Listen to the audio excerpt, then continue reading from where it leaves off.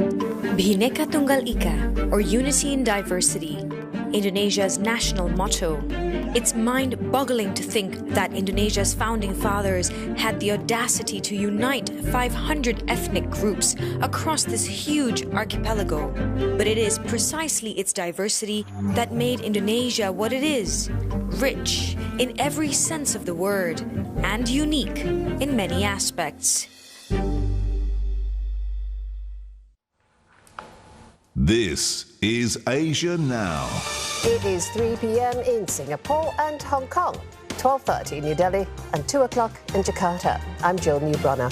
At this hour, a new COVID-19 variant detected in Vietnam. It is believed to be a hybrid of the mutations first detected in India and the UK. Thousands more at risk in Australia's Victoria state, amid expanding numbers of exposure sites visited by infected people. And the US reaffirms support for India in its battle against the coronavirus. The pledge comes at a meeting between the foreign ministers of both countries in Washington.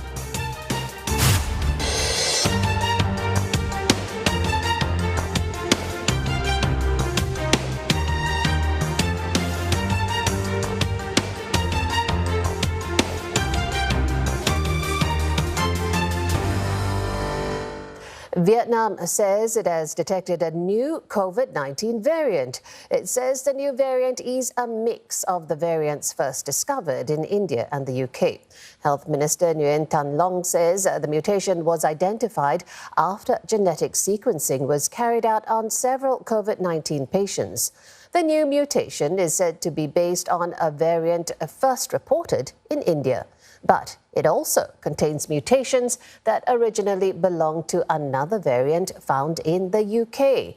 The minister says studies of the more transmissible new variant reveal that it replicates itself very quickly. And that explains why so many new cases appeared in different locations in a short period. Vietnam's latest virus wave since late April has seen nearly 3,600 local cases in 33 cities and provinces. Factory zones in 2 northern provinces account for a large number of cases. But Giang leads the number of infections at around 1,900. Neighbouring Bắc Ninh has reported about 740 cases. Thousands more at risk in Australia's Victoria state as the number of exposure sites visited by infected people has expanded to more than 150. Another 5 local COVID-19 cases have emerged amid a strict week-long lockdown, and this takes the latest cluster of infections to 35. 24 hours ago, we were focused on clubs and social networks. We weren't looking at a whole chain of food grocery stores. That's today's focus. We're making very good progress with those. They're all closed down. We're seeing some results coming through already for some of the staff associated with those stores. We don't know what's in store for us in the next 24 hours. So, we're making, I think, exceptional progress in terms of contact tracing, and we're I think, getting close on the heels of this outbreak. People are rushing to be vaccinated with hours-long queues at some vaccination centres. They've been trying to book a shot or get one by walking in. A designated state hotline for booking has crashed continually since Thursday. What we are now facing for the first time is an outbreak with vaccines available, and over the last few days we've seen record numbers of people coming forward to be vaccinated. So my message is, don't give up. We're doing everything we possibly can. Thousands and thousands of people are getting through the system. Meanwhile, people have taken to the streets to protest the need for vaccinations and the lockdown, the state's 4th one. Gatherings, including protests, are currently banned in Victoria. Victorians may leave their houses for vaccinations, essential work, healthcare, grocery shopping and exercise. The virus does not respond to protests. The virus responds to public health measures. There are 5 legal reasons to leave your home. Protesting against a virus isn't going to work. And if you do, you are breaching the public health orders, and Victoria Police will hold you to account for that. and that involves significant fines. Australia has effectively contained all past outbreaks through speedy contact tracing, snap lockdowns and strict regional border controls. Its latest outbreak was caused by a traveller who left hotel quarantine in South Australia state after testing negative but later tested positive in Melbourne. The US says it's committed to supporting India in tackling the coronavirus crisis. Secretary of State Antony Blinken made this reaffirmation when he met the Indian Foreign Minister in Washington. Wonderful to have him at the State Department, and very important as well because the United States and India are working together on so many of the most important challenges of our time, and ones that are having a profound impact on the lives of our citizens. We're united in confronting COVID-19 together. Mr. Blinken says India was there for the US during the early days of the pandemic, and that is something Washington will never forget. He also says relations between the two countries is strong and productive. He pointed to their partnership, including through the Quad security dialogue and in tackling climate change. Indian Foreign Minister Subrahmanyam Jaishankar says his country is appreciative to the US for its support and solidarity at this moment of great difficulty. The South Asian nation's tally of infections stands at 27.7 million, with a death toll over 322,000. 70,000 personnel from the police and agencies under the Home Ministry will be deployed to ensure compliance when Malaysia enters a full COVID-19 lockdown for 2 weeks from next Tuesday.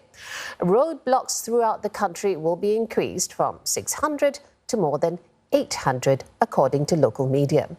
Only essential economic and service sectors are allowed to operate during the period.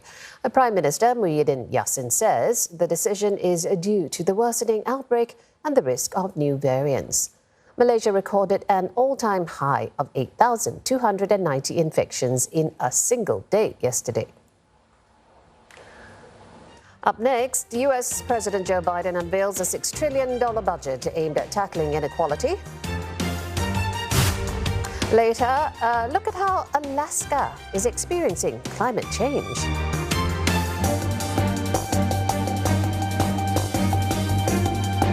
For exquisite living on the fringe of the city, Singapore Property Show presents coveted developments in the rest of Central Region. Exclusive addresses with amenities well within reach, yet away from the hustle and bustle of the city centre. Experience stunning 4D virtual tours of these properties and get expert advice on property investments at our webinars. It's all happening at sps2021.99.co. Register now. The Singapore Property Show 2021 is proudly organised by MediaCorp and our esteemed partners. Have fun while breaking a sweat on your next visit to Gangnam. Enjoy the weightlessness of bungee fitness, or learn the health benefits of pole dancing. So don't miss the opportunity to feel the burn with the latest workout trends in Korea. Gangnam Insiders Picks, Sunday on CNA. This program is brought to you by the Gangnam-gu office. This June, Asia's past, present and future comes together. Race to feed the world as scientists, farmers and entrepreneurs solve the impending food crisis. Journalist Yuma Raki unveils the transformation of Japan's social and political identity in Deciphering Japan, and relive the history of the Chinese Communist Party as it marks 100 years of existence. This June on CNA. So little land with so many mouths to feed. Land matters. The future is going to be really challenging. Dan akhirnya dibuang seperti ini dengan mubazir sangat disayangkan sekali. Ini adalah solusinya. We can turn Singapore into a protein powerhouse overnight, but people don't understand what we're doing. Women farmers are the solution for the food security problem. Race to Feed the World, Monday on CNA.